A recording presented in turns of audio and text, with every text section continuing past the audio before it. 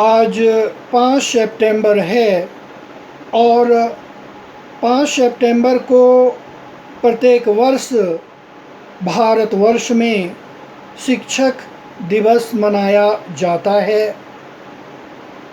शिक्षक दिवस के शुभ अवसर पर मैं सभी शिक्षकों को नमन करता हूँ, क्योंकि आज मैं उन्हीं के बदौलत हूँ।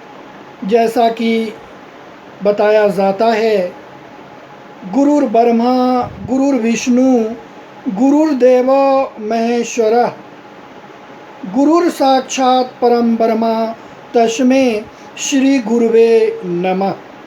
अर्थात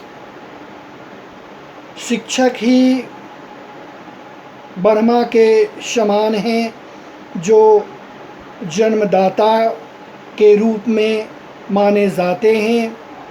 शिक्षक ही विष्णु के समान हैं, जो पालनकर्ता माने जाते हैं, और शिक्षक ही विनाशक हैं, जो महेश के समान माने जाते हैं।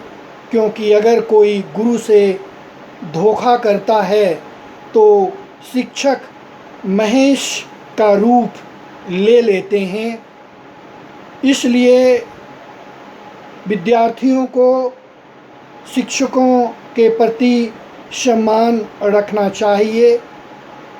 हालांकि आधुनिक युग में देखा जा रहा है कि शिक्षक भी विद्यार्थियों के प्रति उस अनुरूप में नहीं देखते हैं जिस अनुरूप में देखना चाहिए।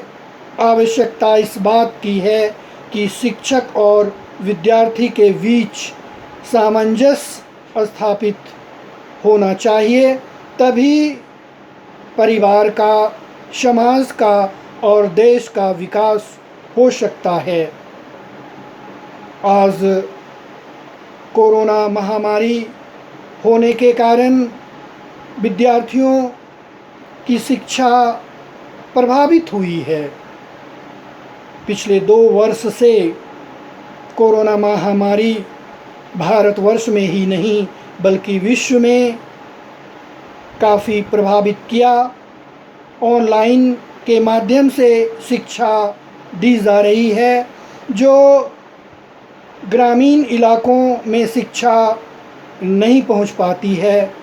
अगर कोई कहता है कि गुरु के बिना ज्ञान प्राप्त हो सकता है तो यह गलत है, क्योंकि पिछले 2 वर्ष से जो देखने को मिल रही है वो किसी से छिपी हुई नहीं है।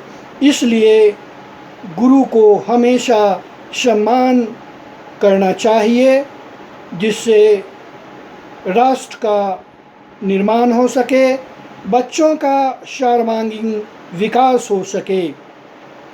और देखा जाए तो विश्व में एक ऐसा देश है जहां प्राथमिक शिक्षकों को ज़्यादा महत्व दिया जाता है, क्योंकि प्राथमिक शिक्षक ही बच्चों का, विद्यार्थियों का सर्वांगीण विकास करते हैं। कहा जाता है कि जिस तरह से किसी इमारत की मजबूती के लिए उसकी नींव का मजबूत होना आवश्यक है, उसी प्रकार किसी देश और राष्ट्र को शक्तिशाली बनने के लिए वहाँ की शिक्षा पद्धति का ठोस होना आवश्यक है।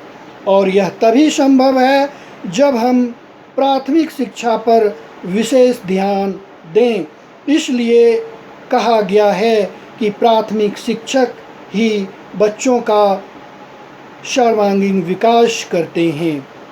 आज भारतवर्ष में शिक्षक दिवस मनाया जा रहा है। देखा जाए तो कोरोना महामारी होने के कारण भीड़ नहीं लगाया गया है, लेकिन विद्यार्थी अपने अपने तरीके से शिक्षक दिवस मना रहे हैं, उन्हें शुभकामनाएं दे रहे हैं। जिससे शिक्षकों का सम्मान बढ़ता है। अंत में मैं कहना चाहूँगा कि शिक्षकों को अपने दायित्व का ज्ञान हमेशा रखना होगा, तभी विद्यार्थियों का विकास हो सकता है। और जब विद्यार्थियों का विकास होगा तो निश्चित रूप से परिवार का विकास होगा, और जब परिवार का विकास होगा तो समाज का विकास होगा, और जब समाज का विकास होगा तो देश का विकास होगा, और तब राष्ट्र आगे बढ़ेगा। इस बात को हमेशा समझने की आवश्यकता है। लेकिन देखा जा रहा है कि आज शिक्षक अपने सोच में परिवर्तन नहीं कर रहे हैं, उन्हें परिवर्तन करना होगा।